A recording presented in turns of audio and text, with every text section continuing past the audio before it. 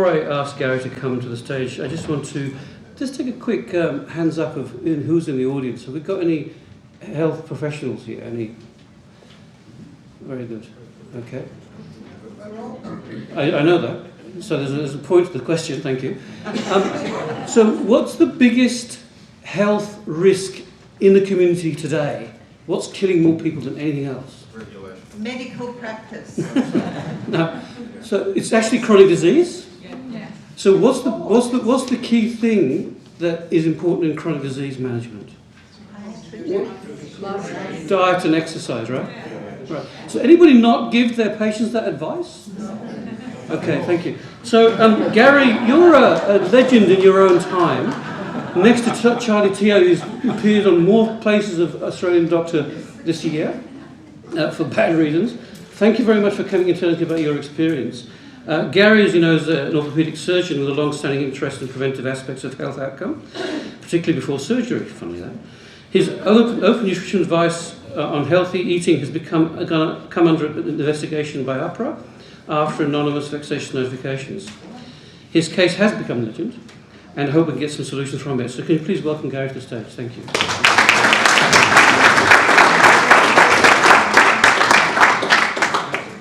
I don't know if legend is sort of sits very comfortably in Mukesh. I don't think legend sits comfortably with me. I do have two claims to fame. The first is that Maxine was one of my students. So it's nice to see the seed not falling too far from the tree. We'll see how we go here. Is AHPRA throwing rocks inside their own glass house? Yes. AHPRA was a marriage of 14 health professional bodies 7 years ago. I believe a good marriage is built on respect and does not condone bullying under any circumstances. If you throw rocks in a glass house, things break. And I think in the last Senate inquiry, AHPRA threw 2 rocks in their own glass house. A lack of respect and intimidation means the end of a relationship. Respect has to be from all parties. We need policing as health professionals. We also need to respect the process. Now, I do respect the police and the common law, and I'm going to draw some comparisons today. And over the last 7 years, AHPRA and the national law have not earned my respect, nor that of the health professionals they are meant to represent. I respect the common law and the system that implements it. It is based on the rules of natural justice. The common law has origins in the Magna Carta from 1215. The common law is the base of the Australian Constitution, dating back to 1901. Natural justice has evolved over hundreds of years. You are innocent until proven guilty. The common law is upheld by the police, who are educated in the law. The police do not make up the law as they go along. Evidence is evidence. Evidence is collated in an open manner and can be examined by all. The whole process is transparent and it can be challenged. It is accountable to the courts and the government, and you can be represented at judgments. All decisions can be appealed by all parties. Natural justice does not allow the judge, jury and executioner to make their decisions behind closed doors. The common law and the police are respected by the community. So AHPRA and the national law came about on 1st of July 2010, 7 years ago. It's now a marriage of 14 health professionals, and the paramedics, be careful what you wish for. Their mandate is to protect the public. That's very noble. However, their process is not transparent. There is no advocacy or representation in the early and even in the later stages. There is no appealability until judgment, and those judgments have generally inflicted significantly upon your career and any research activities you may be contemplating along the way. They are the judge, jury and executioner. They have little, and I actually believe no oversight, no effective oversight. If you appeal the process, along the way, the Ombudsman refers it back to AHPRA for internal review. And you never hear anymore. If you go to the Supreme Court, you can really only go there based on the appealability, on the process rather than actually the finding. And that's certainly the case in my situation. I challenge the qualifications of the investigators, and I'll give you some information about that.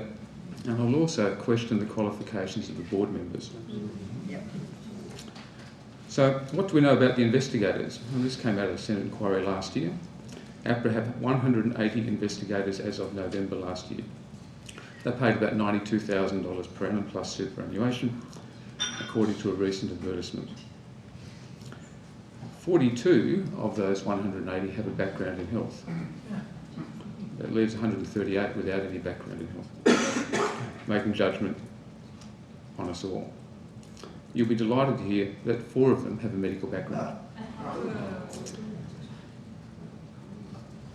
We're not actually quite certain what the qualifications of that are, but they have a medical background. 23 have a nursing and midwifery background, and the rest, I presume, come from the scattering of other health professions that are under the umbrella of AHPRA. So what are the health qualifications? Well, I'm not quite certain to actually make the judgments. What are their legal qualifications to be implementing a national law, or at least giving advice on that? And all that tends to leave me fairly saddened. So what do we know about the board members? Well, they're a combination of health professional and community members, roughly in a 2/3 to 1/3 distribution. They're expected to work about 1 day per month. They get paid $627 for that day's work, including travel and preparation time. So if you want to be on the board in Tasmania and live in Launceston, it takes 2 hours to get down there, 2 hours to get back. So you're going to be paid 4 hours of travel time and preparation time. And the recent advertisement is you're expected to read about 1,000 pages of information for each meeting. Just to put that in context, War and Peace is about 1,200 pages.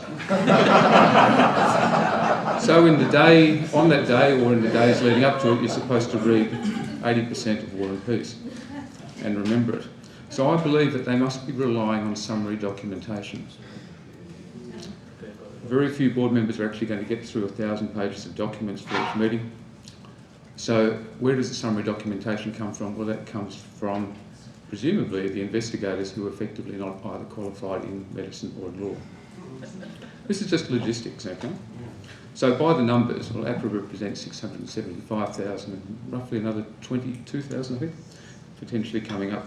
They get about 10,000 notifications per annum. And this is all stuff on the Senate inquiry, all available information now. You have to trawl through it a bit.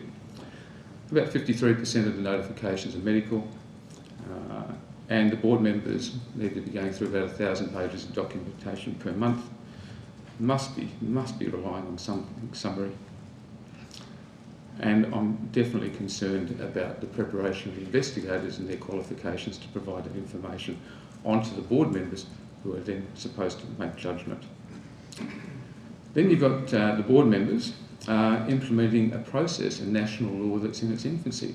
I don't believe they're qualifications to do that. That has to lead to errors in judgment, and we today and the recent Senate inquiries have heard of many of these. The whole process is flawed and set up for failure. Now, I think the AHPRA process is one of intimidation. The whole process generally makes you feel guilty, and you need to prove your innocence. The notification comes by mail. In a very obvious envelope. And is dated, I get lots of them actually, and is dated well before you receive it. You generally have a response system, there's a demand for you to respond within days, but in the document it'll say, but you may want to seek some legal advice. These deadlines, and then to try and actually contact them and say, look, I've really just received this. I had to get to climb to the top of a hill on Fraser Island to make a contact a couple of years ago. So I've just received this notification again, and it's only because I had a text message sent by my sister-in-law. And I'm scrambling. I said, look, I'm away. I can't possibly get there. Put it in writing, thank you. Responses from AHPRA are at the best glacial, if at all. An apology is unheard of if you're actually found to be not guilty. Your complaints, as I said before, even to the Ombudsman, are initially referred back to AHPRA for internal investigation. Requests under freedom of information are denied over and over. If you get anything back, it is redacted to incomprehensible. I even had my own correspondence finally returned to me as blacked out. Luckily, I had the originals. So where do I fit into this unhappy marriage? Well, I'm in the interesting situation of being reported and cautioned for no patient harm, no patient complaint, nor any doctor complaint. I was reported for recommending reducing sugar intake for my obese and diabetic patients, and that's how it all started. It was determined ultimately that I was not qualified as an orthopaedic surgeon to be giving dietary advice. And in fact, my basic medical degree, and I have it in writing, does not give me the expertise to advise on nutrition. Dietitians reported me on 2 occasions, even though dietetics is not considered by AHPRA to require governance. The final determination included the words may, might, could, should, would on 32 occasions.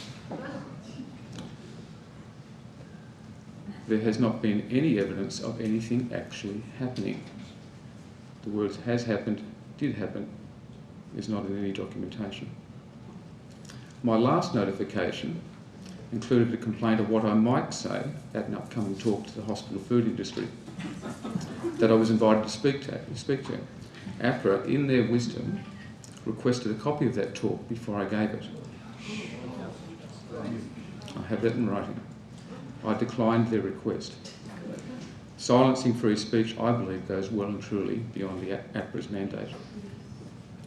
So where does AHPRA's bullying and harassment fit in for me? And I think they threw 2 rocks in the Senate inquiry. My original notification was in 2014. I presented to the November Senate inquiry on bullying and harassment in the hospitals and on what I thought were the failings of the AHPRA process. I won't go into details of that, it's all on the public record. And many of you also provided submissions to that inquiry. I finished my verbal presentation around 11 a.m. I received my final determination by email, not by snail mail, at 1:43 p.m. on the same day. So within 3 hours of that presentation being live streamed, AHPRA decided to send the document. Under direct Senate questioning, this has been described as coincidental. I thought it was a bit more of that than that, and I think that is bullying and harassment. We announced this silencing on social media. I acknowledge that, and the public response was humbling. Independent of us, a public petition was organised. AHPRA was inundated with responses on Facebook, Twitter, emails and letters.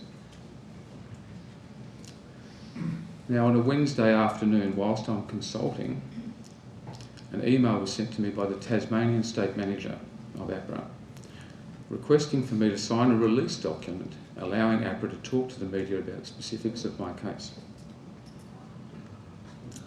Before signing the release, I was encouraged to seek independent legal advice. The AHPRA National Office then published one of only 25 media releases last year, and only one for a practicing health professional, that was me. That effectively stated that I've been obstructive. It was outlining details of my caution and inferring that I'd been misleading on the non-appealability of cautions. And I found this action intimidatory, as I'm only just one practitioner against the AHPRA system. I'll draw your attention to the time frame once again. 2:41 p.m, I received an email. 3:33 p.m, so that's 52 minutes. Now, a lot can happen on 52 minutes on a Wednesday afternoon. In that 52 minutes, whilst I'm consulting, I am supposed to know that I had an email, read it, comprehend it, seek independent legal advice, write a response to the Tasmanian State Manager so that she could then write to the National Office about what my response was. That then allows plenty of time for the National Office to draft a document, get their own independent legal advice, or presumably in-house legal advice, and then publish it. 52 minutes, quite amazing. This is AHPRA moving at lightning speed. They also managed to directly contact reporters that had never been contacted before to release that information. So what happened then?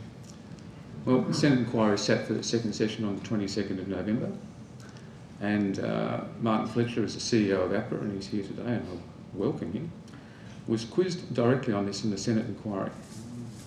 He seemed remarkably well informed about my case, which is really only one of 10,000 that AHPRA received per annum. We wanted to move promptly. AHPRA moving promptly is sort of unimaginable, really. To quote, we advised him probably an hour before the statement went out that we were intending to release it.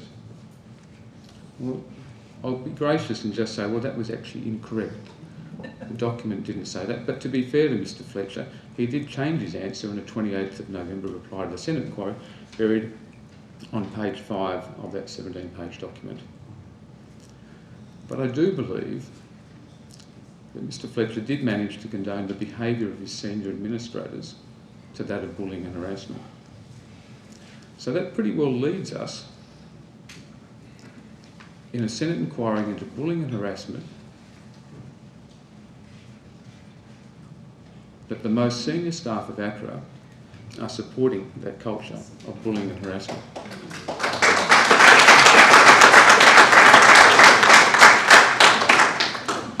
Now, I've reported that to the Senate inquiry and yet to hear back. So 2 days later, there's another media release. Now, I suppose my second for 2016. I'm certainly confused. The Medical Board of Australia today reinforced its expectation that registered medical practitioners provide appropriate dietary advice to patients.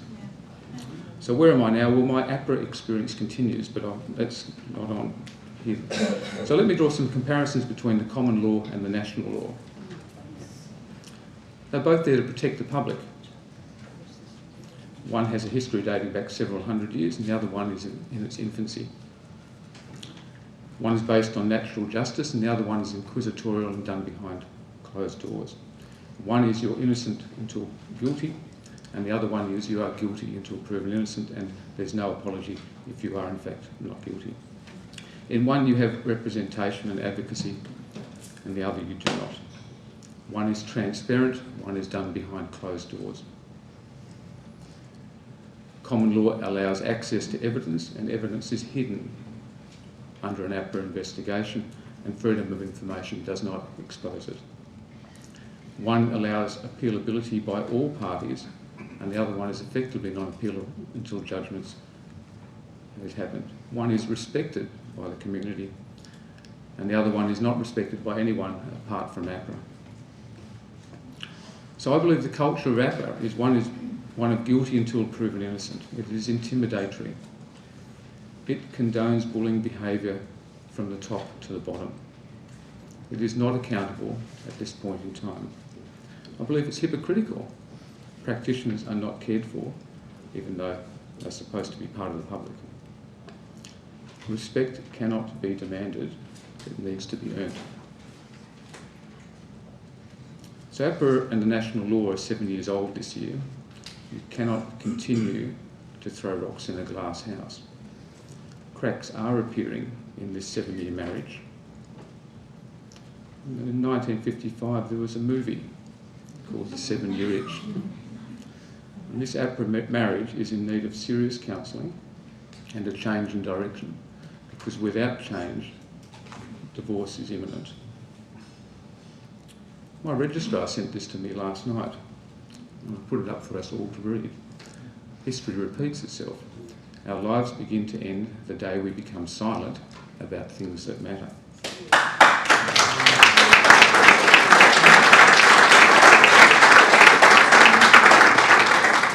I I am theoretically silenced on nutrition. I have asked AHPRA to clarify that, but they are yet to do so. I do acknowledge my wife, Belinda, who's here today, because, as you know, you cannot do this alone. And my wife, who has not qualified at all, has taken on my nutritional information. And so family is all important in the health of us all, and particularly those who are under the process. Thank you.